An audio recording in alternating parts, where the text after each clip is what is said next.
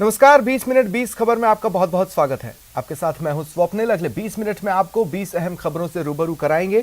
तो शुरू करते हैं 20 मिनट में 20 खबरों का सिलसिला। धर्म नगरी काशी में आयोजित तमिल संगम में सांस्कृतिक कार्यक्रमों की शुरुआत हो चुकी है। सांस्कृतिक संध्या के तहत तमिलनाडु से आए कलाकारों ने अपनी कला से हर किसी का मन मोह लिया है। तमिल कलाकारों ने भरतनाट्यम, तमिल लोकगीत, आदिवासी नृत्य और अन्य कलाओं की प्रस्तुति दी। इस दौरान उत्तर प्रदेश के कलाकारों ने भी चैती गायन प्रस्तुत किया। कलाओं के अद्भुत संगम को देखकर तमिल वासियों ने कहा कि ये एक बहुत अच्छा आयोजन हो रहा है, जिससे हम अपने देश के धरोहर और कलाकारों से रूबरू हो रहे हैं। इसमें हम सबको बहुत कुछ सीखने को मिलेगा। उन्होंने कहा कि यहाँ उन्हें एक अच्छा अनुभव प्राप्त हो रहा है, जो उनकी प्रगाढ़ता को और बढ़ाएगा। वहीं अयोध्या पहुँचे तमिल समागमम के मेहमानों का पूरे धूमधाम के साथ स्वागत किया गया। स्वागत से तमिल मेहमान अभिभूत दिखे और उन्होंने कहा, हमारे लिए सौभाग्य का विषय है कि हम अयोध्या पहुँचे हैं। उन्होंने कहा कि हम भगवान राम की नगरी को बहुत करीब से देखेंगे। इसके साथ ही 17 सितंबर तक 12 डेलीगेशन यानी कि तमिल मेहमानों का दल अलग अलग तिथियों में अयोध्या पहुँचेगा। काशी तमिल संगम बोले तो हम लोग पहली बार आए। मोदी साहब ने, नरेंद्र मोदी तो बहुत अच्छा कलाकार लोग एक अच्छा काम रखा है। पंच केदारों में द्वितीय केदार के नाम से विख्यात भगवान मद महेश्वर की चल विग्रह उत्सव डोली अपने शीतकालीन गद्दी स्थल ओमकारेश्वर मंदिर में सैकड़ों श्रद्धालुओं की जयकारों और आचार्यों के वेद ऋचाओं के साथ विराजमान हो गई है। भगवान मद महेश्वर के स्वागत के लिए ओमकारेश्वर मंदिर को भव्य रूप से सजाया गया है। अब भगवान मद महेश्वर की शीतकालीन पूजाएं बाबा केदार के साथ ही ओमकारेश्वर मंदिर ओखीमठ में विधिवत होंगी। मंदिर समिति द्वारा इस अवसर पर ओखीमठ में 2 दिवसीय मद महेश्वर मेले का भी आयोजन किया जा रहा है, जिसमें बड़ी संख्या में दूर दूर से भक्त पहुंच रहे हैं। वहीं बद्रीनाथ धाम के कपाट बंद होने के बाद परंपरा अनुसार आदि गुरु शंकराचार्य की गद्दी नरसिंह मंदिर जोशीमठ में तो उद्धव और कुबेर जी की मूर्ति पांडुकेश्वर में विराजमान हो गई है। यहीं पर शीतकाल में अब पूजा अर्चना की जाएगी।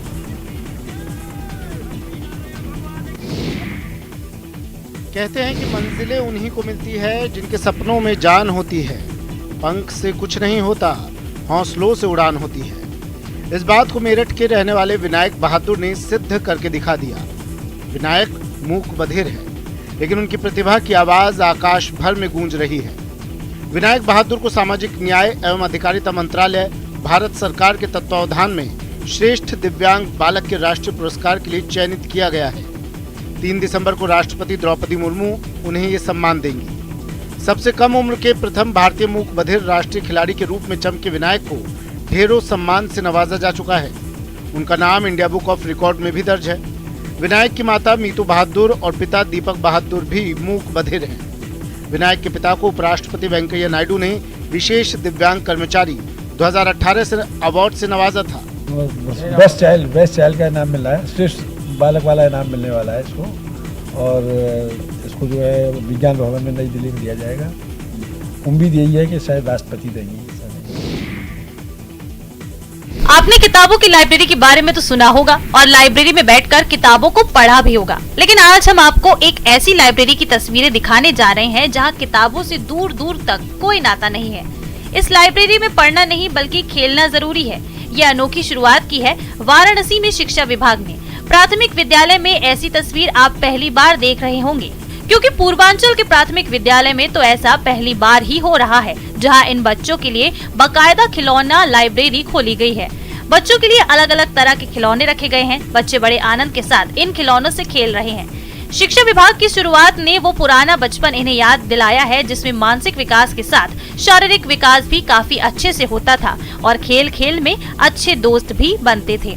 इस शुरुआत से इस विद्यालय के बच्चे भी काफी खुश नजर आ रहे हैं। गणित के सवाल अच्छे इच्छुक को उलझा कर रख देते हैं। बच्चे गणित का नाम सुनते ही भागने लगते हैं। अधिकतर बच्चे गणित के सवाल में उलझ जाते हैं, पर जब कोई अध्यापक उसे अलग तरीके से पढ़ाता है तो यही विषय रोचक भी हो जाता है। गोरखपुर के पिपरौली ब्लॉक के चनऊ प्राथमिक विद्यालय के एक अध्यापक ने गणित को ऐसे रोचक तरीके से छात्रों को पढ़ाने की ठानी कि बच्चे अब इसे गाना गा कर सीख रहे हैं। डफली और ताली की धुन पर छात्र इसे याद कर रहे हैं। खेल खेल में गाना गाकर छात्र गणित के उलझे सवालों को सुलझा रहे हैं। अध्यापक आशुतोष गुप्ता का कहना है कि पहले छात्रों को जब गणित पढ़ाते थे तो वो इस विषय से दूर भागते थे, पर अब वही छात्र मन लगाकर इसे पढ़ते हैं और गाना गाकर समझते हैं। इसलिए अब मैंने गणित को कविता के रूप में पढ़ाना शुरू किया है। आशुतोष का कहना है कि पहले छात्रों को जब रेखा, कोण, त्रिकोण, चतुर्भुज के बारे में पढ़ाता था तब वो कम समझते थे, पर अब से कविता के रूप में पढ़ाना शुरू किया है तब से छात्र बहुत खुश रहते हैं और मन लगाकर पढ़ते भी हैं।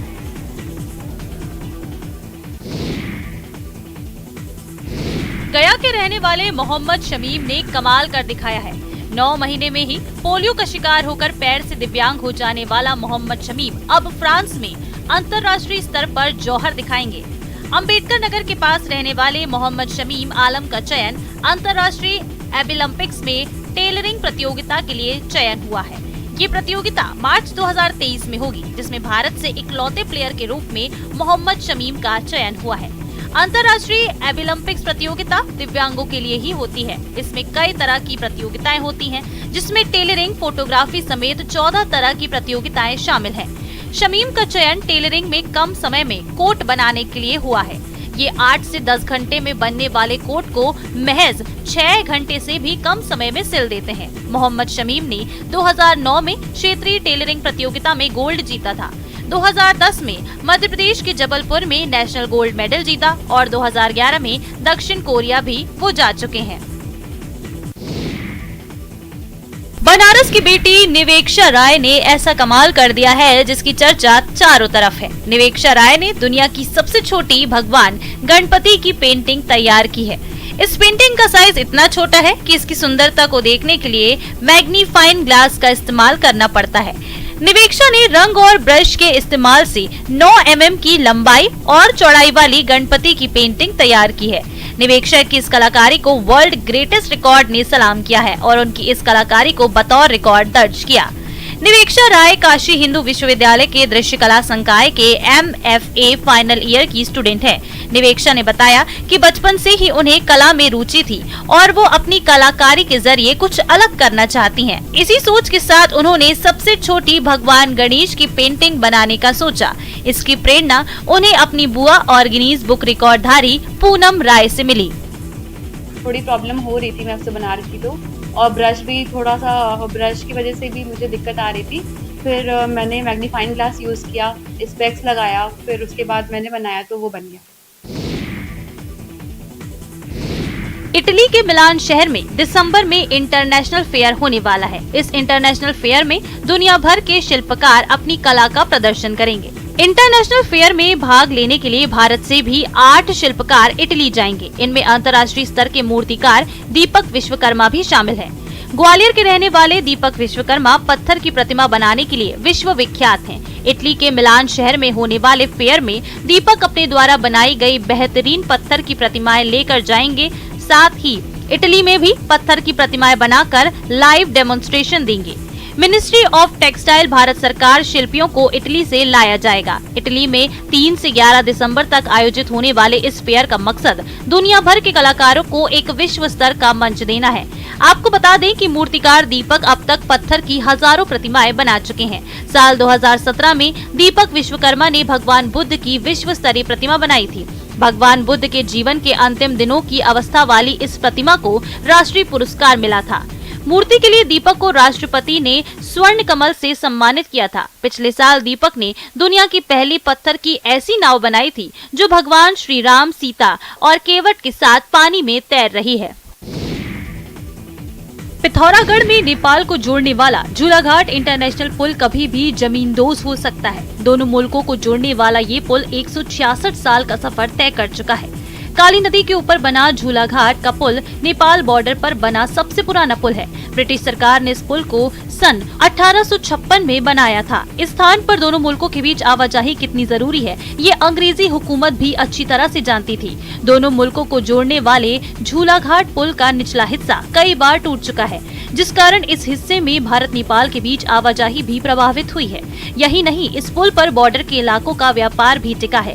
आज भी नेपाल के नागरिक जरूरी खरीदारी के लिए भारतीय बाजार आते हैं, तो भारत के लोग भी नेपाल के मार्केट जाते हैं। पुल की जर्जर स्थिति को देखते हुए PWD ने हेडक्वार्टर को प्रस्ताव भेजा है। लोग उसका पूरा लकड़ी जो पुरानी है उसको चेंज करके हम अब लोग जो उसमें स्टील के क्रॉस बीम और जो चेकर्ड प्लेट हमारी अब लोहे की अब नया आ गया है, तो वो हम उसको ठीक करने जा रहे हैं। 7 समंदर पार कर सुकून की आबोहवा में जैसलमेर की धरा पर प्रवासी पक्षियों का शीतकालीन प्रवास पर आने का सिलसिला अब जारी है। अब तक जैसलमेर के विभिन्न स्थानों पर 60 से अधिक प्रजाति के पक्षी आ चुके हैं। इस बार जैसलमेर के विभिन्न इलाकों में छुटकन्ना उल्लू ने भी अपनी उपस्थिति दर्ज कराई है। क्षेत्र के वन्य जीव संरक्षक राधेश्याम पैमानी और रासला के सुमेर सिंह भाटी सावता ने बताया कि उल्लू के इस प्रजाति को भारत के कई हिस्सों में देखा जा सकता है।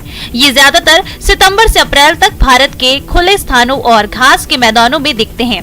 ये मध्यम आकार का उल्लू है, जिसके सिर पर पंखों के गुच्छे होते हैं, जो कि सतरंधारी प्राणियों के कान की तरह दिखते हैं।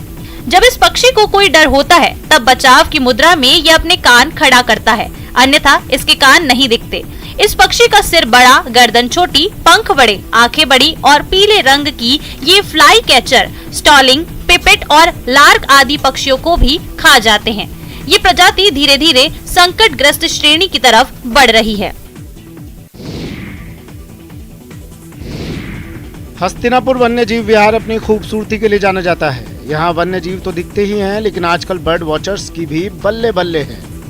एक बर्ड वॉचर ने अपने कैमरे में संकटग्रस्त प्रजाति का पक्षी ब्लैक स्टॉर्क को कैमरे में कैद किया है। बताया जा रहा है कि संकटग्रस्त प्रजाति के पक्षी को पहली बार मेरठ में देखा गया है। इस पक्षी की चोंच और पैर का निचला भाग गुलाबी लाल रंग का होता है। गर्दन और पीठ मखमली सिल्की काले रंग के रोएं और पंख होते हैं। मेरठ में 4 प्रकार के एशियन ओपनबिल, वुली नेक्ड, पेंटेड और ब्लैक नेक्ड स्टॉर्क पाए जाते हैं। ब्लैक स्टॉर्क 5वां है। स्थानीय भाषा में इसे सुरमल कहा जाता है।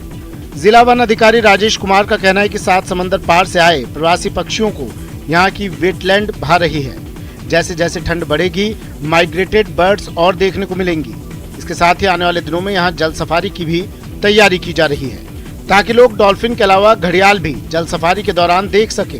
वहीं वन्यजीव रेस्क्यू सेंटर की भी कवायद जोरों पर है।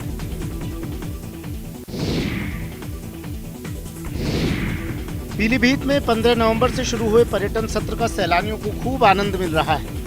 यहाँ आने वाले सैलानियों को बाघ के दर्शन आसानी से हो रहे हैं। ऐसे ही जब पर्यटकों का दल यहाँ सफारी का आनंद ले रहा था, तो उन्हें वनराज के दीदार हो गए और कार रोककर सैलानियों ने बाघ का वीडियो बनाने की कोशिश की। हालांकि बाघ जैसे ही कार की ओर बढ़ा, तो पर्यटक थोड़ा डर और सहम गए और कार में छुप गए। लेकिन पर्यटकों ने हिम्मत के साथ बाघ का वीडियो बनाकर सोशल मीडिया पर वायरल कर दिया और पीलीभीत टाइगर रिजर्व घूमने आने के लिए उनके सोशल मीडिया पर जुड़े लोगों से आग्रह किया है। पीलीभीत टाइगर रिजर्व वो शुरू हो गया है, उसी के निमित्त में अपने कुछ अहम कार्यकर्ताओं के साथ वहाँ पीलीभीत टाइगर रिजर्व गया था। तो देखने को मिला कि हम लोग जब निकल के वापस आ रहे थे, तो उसी रास्ते में यहाँ से निकलते हैं, चुंगा के पड़ोसी रास्ता आता है बाइफर्केशन की तरफ, उधर से हम लोग निकले तो वहीं पर हम लोग को टाइगर का दीदार हुआ।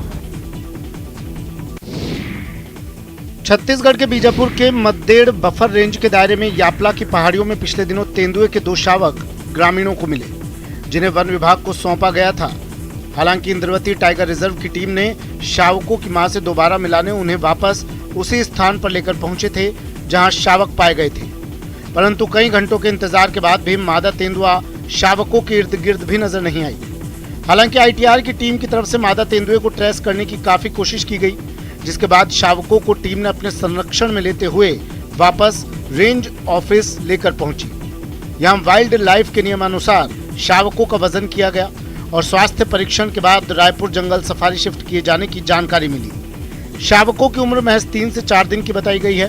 वहीं दूसरी ओर शावकों को छोड़कर गई मादा तेंदुए का कोई सुराग नहीं मिलने से आईटीआर स्टाफ भी परेशान है। उसकी लोकेशन हासिल करने की कोशिश की जा रही है। डॉक्टर से उसका परीक्षण कराया गया, दोनों शावक पूर्ण रूप से स्वस्थ पाए गए और उनको फीडिंग भी कराई गई। नॉर्मली उन्होंने फीडिंग भी की। राजस्थान के एक टाइगर को वन विभाग के कर्मचारी डकैत कहते हैं। इसका आवास चंबल के बिहड़ों में है। रणथंभौर के इस टाइगर का कोड नेम T-136 है। MP राजस्थान के वन कर्मचारी, अधिकारी और ट्रैकर इसके पीछे घूम रहे हैं। वे इसे डकैत के नाम से पुकारने लगे हैं। जुलाई के महीने में बरसात के दौरान ये टाइगर दूसरे दबंग टाइगर्स के दबाव के कारण रणथंभौर से निकलकर करौली के जंगलों का रुख कर गया था। यहाँ जुलाई अगस्त में इस टाइगर ने वन विभाग की ट्रैकिंग टीम को काफी छकाया। इस दौरान बरसात भी तेज थी और टाइगर का मूवमेंट इंसानी बस्तियों के काफी करीब था। करौली से निकलकर एक बार तो ये टाइगर गंगापुर तक पहुंच गया था। उसके बाद सितंबर में जैसे ही ये बाघ करौली के घने जंगलों में पहुंचा तो वहां मौजूद टाइगर T-80 ने इसे बुरी तरह से आगे की तरफ खदेड़ दिया। उसके काफी दिनों बाद ये टाइगर T-136 मुरैना के जंगलों में नजर आया। वहां इसने एक ग्रामीण को घायल कर दिया था। हरियाणा की जेलों में बंद कैदी आत्मनिर्भर बने, यही एक प्रयास लेकर अंतर्राष्ट्रीय गीता महोत्सव में पहुंचे हैं हरियाणा जेल विभाग के अधिकारी। कुरुक्षेत्र में चल रहे अंतर्राष्ट्रीय गीता महोत्सव के स्टॉल पर हरियाणा प्रदेश की जेलों में बंद कैदियों के हाथ से बनी कला को देखने वाला हर कोई अचंभित है। इनकी खूबसूरती को देखकर लोग इन्हें खरीदे बिना नहीं रह पा रहे। इससे जहां हरियाणा जेल विभाग को अच्छा खासा मुनाफा भी हो रहा है, वहीं कैदी भी इससे और अच्छा करने को प्रोत्साहित हो रहे हैं। अपने इसी हुनर के जरिए वो अपने जीवन में लगे दाग को धोकर चरित्र को शीशे जैसा चमकाने की कोशिश कर रहे हैं। ये कुरुक्षेत्र जेल से है। सभी जेल 19 की 19 जेल है जो वहाँ 19 जेलों से आते हैं। जो कैदी होते हैं वो फैक्ट्री में ये बनाते हैं और जो आगे के लिए उनका रोजगार होता है उसके लिए भी बाहर निकल के अपना जीवन नया शुरुआत कर सके अपने जीवन की। और ये 19 जेलों से सामान आया है, ये सीखने लग रहे हैं। पश्चिमी राजस्थान के रेतीले धोरों में किसानों ने नवाचार करते हुए